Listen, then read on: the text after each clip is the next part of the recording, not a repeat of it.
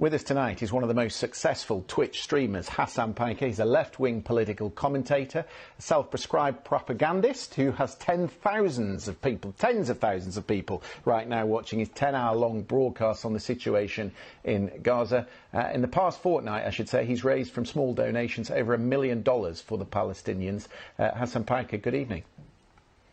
Thank you for having me. I was privy to the conversation that you were having earlier, and I have a lot of thoughts on what was said, but also specifically on why the BBC is under fire for, in my opinion, engaging in objective news coverage for the first time in the conflict, in a situation where the fog of war presented facts coming from numerous different authorities. I believe that it is perfectly valid and understandable to make the reasonable assessment and reasonable assumption that the Al-Ahli hospital was bombed from either an Israeli airstrike, or new information coming from forensic architecture shows that it could have possibly been an artillery strike as well. This is just developing at this moment.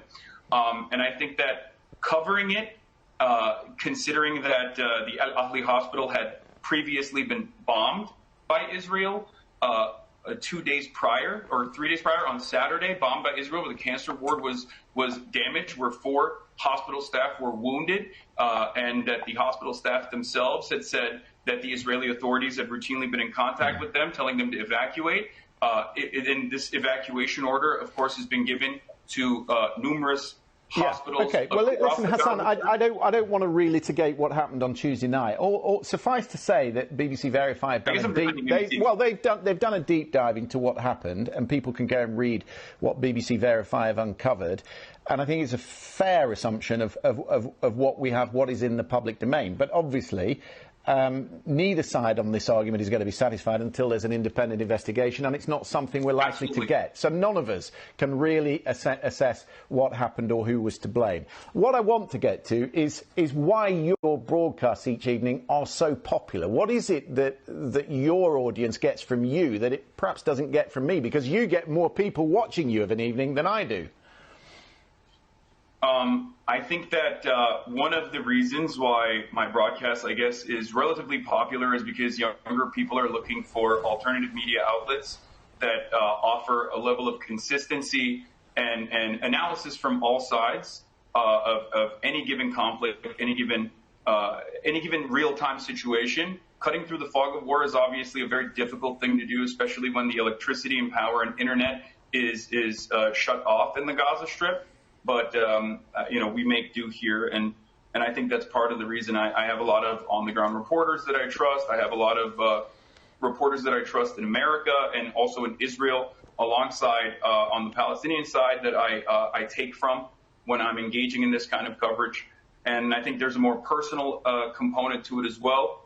But last but not least, I guess the main difference here is that my perspective, which I'm very open about, is biased. I believe in the emancipation of Palestinians. I believe that they have a right to return. I believe that there should be a single, solitary, secular nation state where Palestinians and Israelis have equal rights. I believe in punishing the war criminals, not just on the Palestinian side as well, who have done ruthless and brutal attacks against civilian populations, but also on the Israeli side as well, with the Truth and Reconciliation Committee.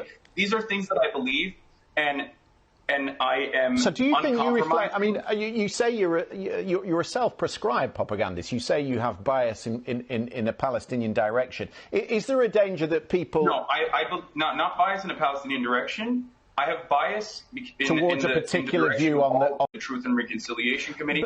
These are things that I believe, and I am. So do you think you reflect? I mean, you say you're a self-prescribed propagandist. You say you have bias in a Palestinian direction. Is there a danger that people? No, not bias in a Palestinian direction. I have bias towards a particular view on the conflict.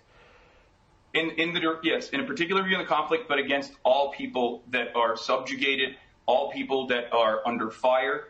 There is no difference from my perspective between an Israeli child and a Palestinian child. And I believe that, unfortunately, due to the way that we have manufactured consent for decades over the war on terror.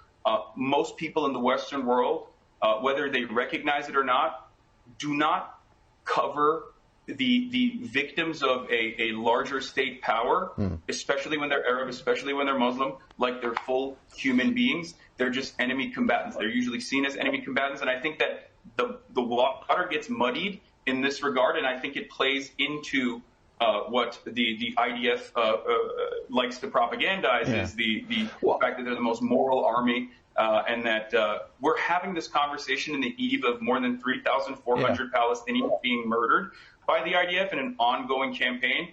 The defense minister has openly said we're fighting human animals. That's why we have to cut their food, their water, and their electricity. These are all war crimes. These are war crimes when Russia does it. These are war crimes when Israel does it. And yet, for some reason, we consistently muddy the waters and say there are enemy combatants, and then there are civilians, and they're just, collateral damage.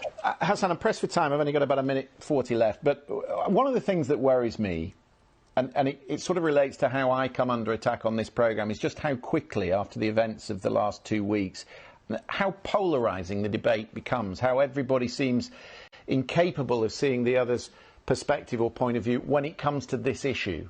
Why is that? I think it's polarising because people, like I said, do not see the humanity of those who are under colonial subjugation.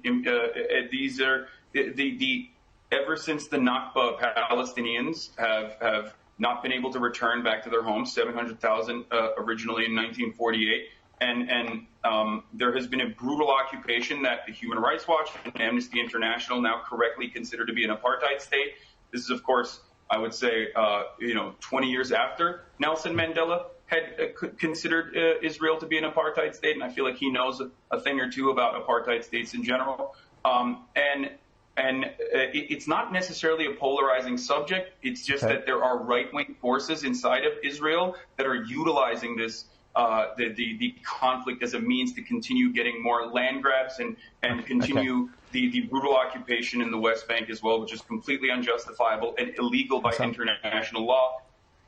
Yeah. But it's not polarizing. Hasan, I'll have to cut it there because we're about to go to a break, but it's been lovely to talk to you. Congratulations on the success of your programming. Good to get your perspective as well this evening. Let me just show you the picture of the State Department, which we're watching closely for an update on those hostages.